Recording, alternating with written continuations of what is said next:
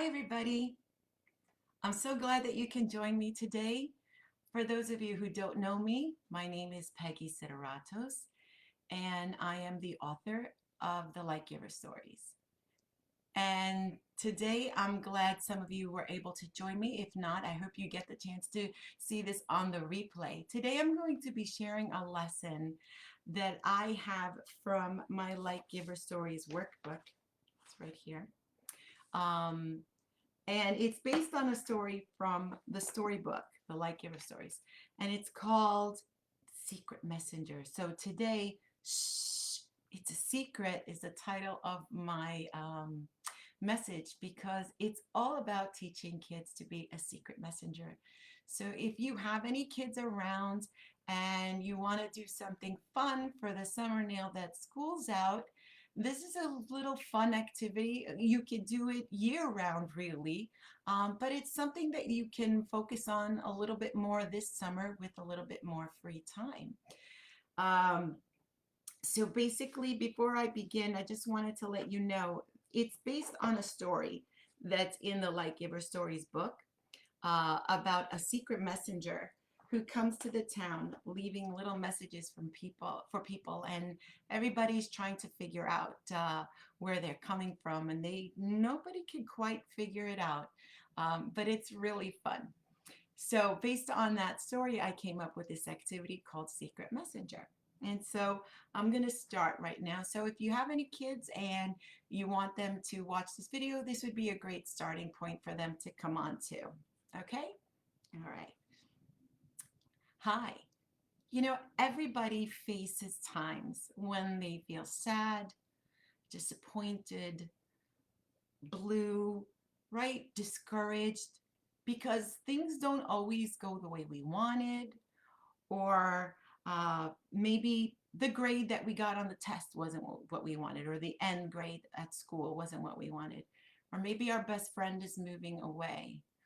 We just didn't expect something to go the way it did, right? We all have those times when we're kind of feeling a little sad, a little depressed, a little blah. I know I've had those moments plenty of times. And there's a lot of different things that we can do, right? There's different activities, different things that we could think about to do at those times, right? To kind of shift our feelings. In order to shift the way that we're feeling, we have to shift our thoughts, right? So sometimes I might like to watch something funny, whether it be a show or a little clip of a comedian. I might want to talk to a friend or a loved one who might cheer me up or make me feel better. Sometimes I'll use my happiness board. For those of you who have never seen the video that I've done on the happiness board has pictures and photos of things that make me feel good. And so it helps me to shift my mind, and that shifts my mood. Um, but there's something else that I like to do, other than, of course, sometimes I like to pray also, that helps me. But there's something else that I like to do, and it's a no fail. It always works. And it sounds a little unusual if you've never done it before, but here's what helps me always feel better, and that's to try to make somebody else feel better. I know that if I encourage a friend of mine, or if I show them kindness, or if I do something nice for them, I automatically start feeling better about myself. It's like a magic trick. The moment I start to help other people, be kind to other people, encourage other people, I instantly feel better. And things seem to just get better from then on. So today I'm going to be talking about ways that we can make people feel better. And one of the key ways to do it is it's really fun and it's kind of exciting, but shh, it's a secret. Are you ready for a top secret job? I think you might be. Well, today I'm going to be talking about becoming a secret messenger. So some of you might be saying, what's a secret messenger? I've never heard of that. Well, a secret messenger is somebody who writes a message to a friend or a loved one or somebody else that they may want to encourage or say a compliment in some way, but they do it anonymously. Now, anonymously means you don't put your name on it. It's like you don't want to even take credit for it. It's a secret. So, you don't need a lot of money. You don't need a lot of supplies. All you need is maybe a piece of paper. You could use a big one, smaller one. You could even use a small little post-it note. And on one of these, you would just write a nice little note encouraging that person, complimenting that person, something to make them feel good or feel better about themselves or what they may be going through. And then you would secretly put it in a place where you know that they're going to find it. But you try and you do it at a time when they're not going to see you.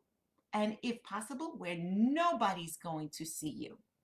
So, on that note, what could you write? You could write something about how much you appreciate maybe something that they've done for you.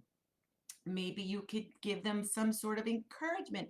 Maybe if they're going through a tough time, it could be a little note saying, hey, I know that you're going to get through this. Everything is going to be fine. Or maybe it could be something to compliment them, like your smile lights up my day. And you could do this for people, even people that you don't see all the time. Maybe you could mail it to somebody who lives far away if you can't get to them, right? Mail them, send them a little note, and they wouldn't know who it's from, right? You wouldn't put a return address on the envelope. You could give it to somebody who you see every day, maybe a teacher. Just leave it on their desk when they're not around, or the crossing guard at your school, or the principal, or maybe your grandparent, or an aunt, an uncle, a special cousin, or a best friend.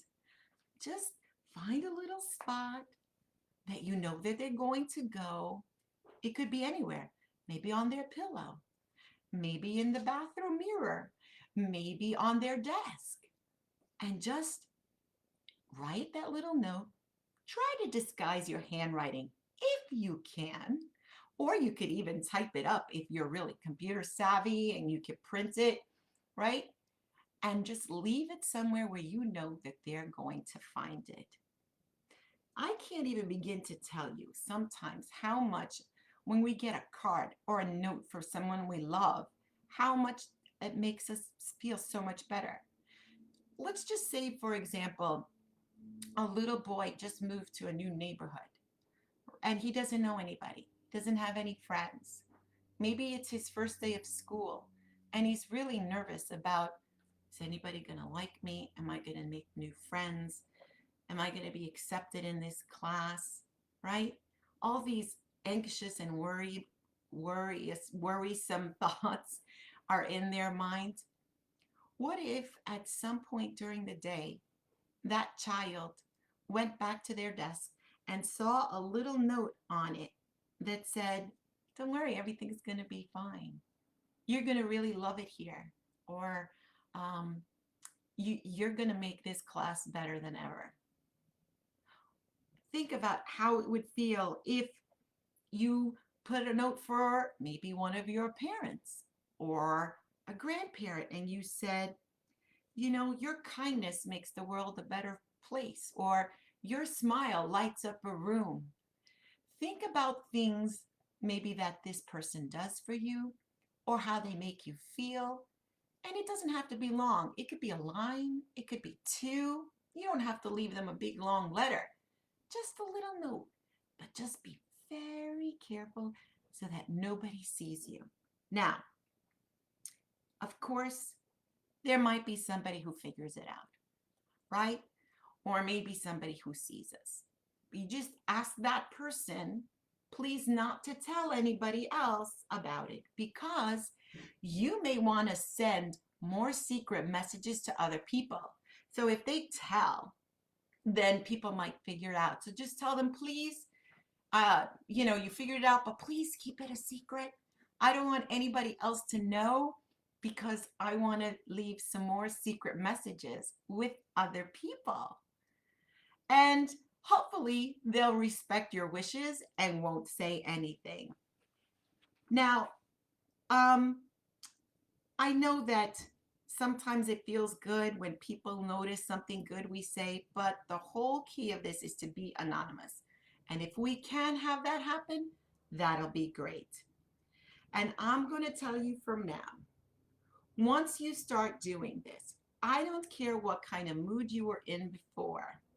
If you were feeling sad, if you were feeling anxious or depressed, or if you were feeling blue about something, right?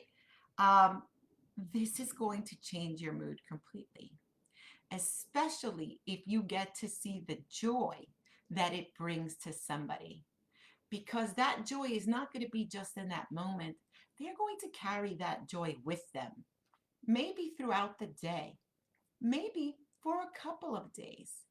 And maybe they'll put that note somewhere special where they can look at it and it can remind them again other times when they're not feeling great, how wonderful they are, how much somebody loves them or appreciates them, and how special they are.